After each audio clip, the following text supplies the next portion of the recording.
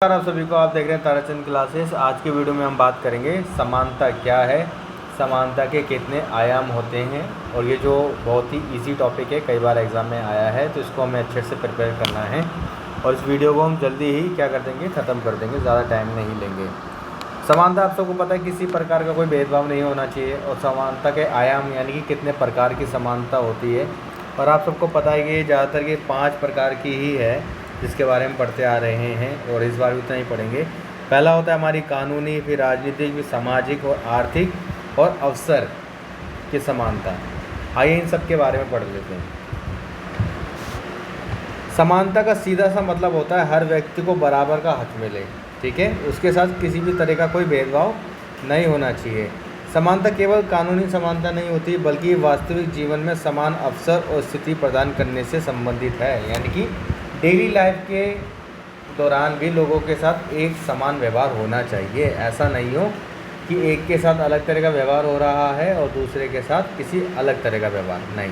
सबके साथ समान रूप से ही व्यवहार करना चाहिए। समानता के कुछ महत्वपूर्ण पहलू भी हैं कि सभी लोगों को कानून के समक्ष समानता मिलनी चाहिए। किसी के साथ भी जाति, धर्म, रंग, लिंग, ग्रुप किसी भी प्रकार का भेदभाव नहीं होना चाहिए। समाज के सभी लोगों को शिक्षा, स्वास्थ्य और रोजगार का समान अवसर मिलना चाहिए। ऐसा नहीं है कि सब कुछ ही लोगों को पढ़ने का अधिकार हो या फिर कुछ ही लोगों को अपना इलाज कराने का अधिकार हो, नहीं, सभी को अधिकार होना चाहिए इक्वली। अब समानता के महत्व क्या हैं, इसकी इम्पोर्टेंस। सामाजिक न्याय मिलता है, ठीक है। समाज में हर व्यक्ति को गरिमापूर्ण जीवन जीने में मदद करता है समानता का न्याय। लोकतंत्र को मजबूत करता है। आर्थिक विकास में बढ़ावा होता है, क्योंकि सभी को रोज़गार मिलेगा तो सबके जीवन यापन करने में क्या मिलेगी, सहायता मिलेगी।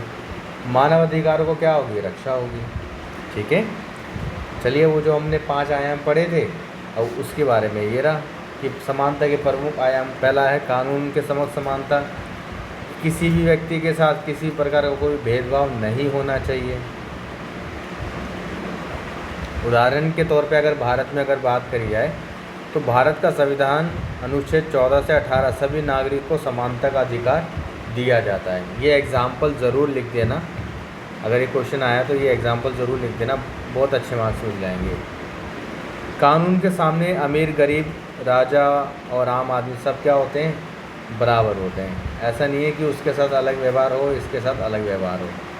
प्रैक्टिकल लाइफ आप जानते ही हो। अब आता है राजनीतिक समानता। इसका मतलब है कि सभी नागरिकों को राजनीति में भाग लेने और सरकार चुनने का अधिकार होना चाहिए। लोकतांत्रिक देशों में सभी नागरिकों को क्या होना चाहिए, वोट देने का अधिकार। यानी कि राजनीति समानता ये है कि समाज के हर व्यक्ति को वोट देने का अधिकार होना चाहिए, सरकार में भागीदारी करने का अधिकार होना चाहिए, सरकार की नीतियों का लाभ उठाने का फ़ायदा होना चाहिए, ठीक है। और सरकार में अगर पार्टी बनानी है तो उसमें भी वो भाग ले सकता हो, ठीक है। किसी प्रकार का उसके साथ कोई भेदभाव नहीं होना चाहिए। अब सामाजिक न्याय तो आप सबको पता है, जाति, लिंग, रूप किसी प्रकार से कोई भेदभाव नहीं होना चाहिए। भारत में संविधान में अनटचेबिलिटी को समाप्त कर दिया गया ताकि हर कोई समान रूप से जी सके। आज भी कहीं ना कहीं ये चीज़ें देखने को मिलती हैं, भले मॉडर्न सिटी में आपको ऐसी चीज़ें ना दिखे, लेकिन ग्रामीण जैसे क्षेत्र में आज भी देखने को मिलता है।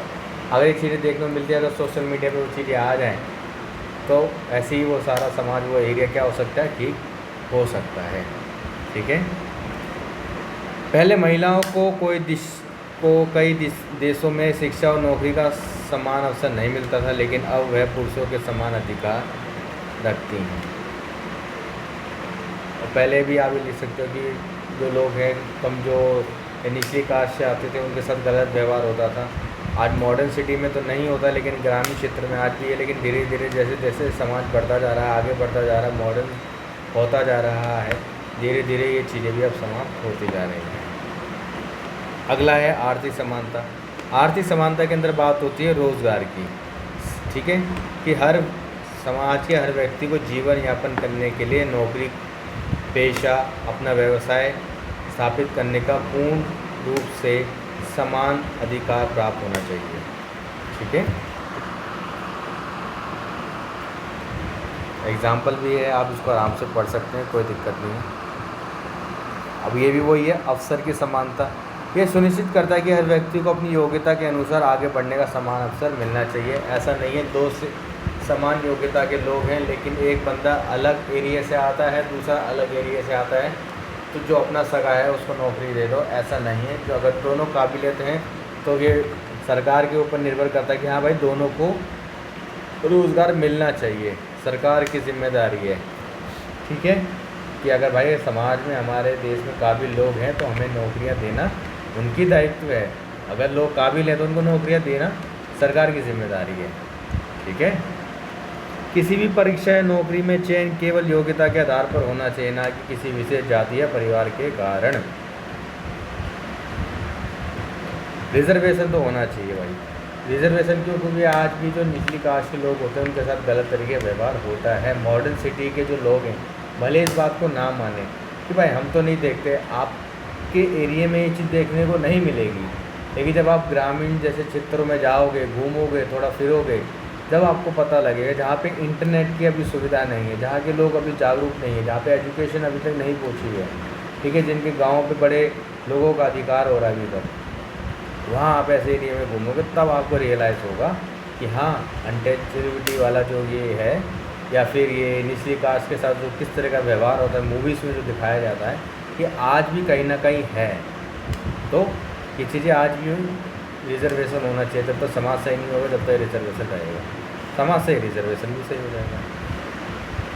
अब आता है प्राकृतिक समानता, यानी कि जो समानता जन्म से मिली है वो रहनी चाहिए। ठीक है,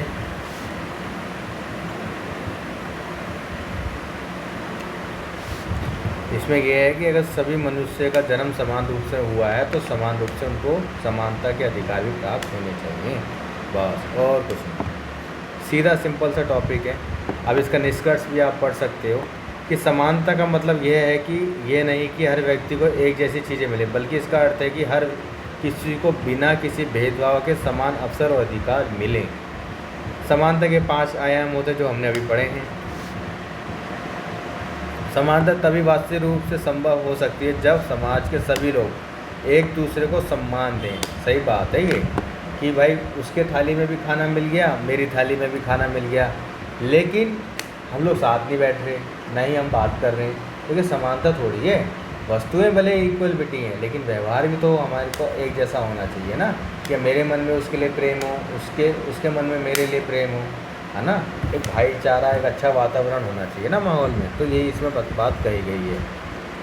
सरकार को भी ऐसी नीतियाँ बनानी चाहिए जो समाज में समानता को बढ़ावा दे, ताकि हर व्यक्ति को आगे बढ़ने का अवसर मिले और एक आदर्श समाज की स्थापना हो सके।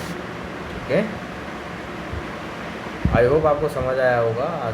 समानता कोई हार्ड टॉपिक नहीं है, शुरू से पढ़ते आ रहे हो। अब अगली क्लास में हम पढ़ेंगे अधिकारों के संबंध में मार्क्सवादी दृष्टिकोण। ठीक है, बस।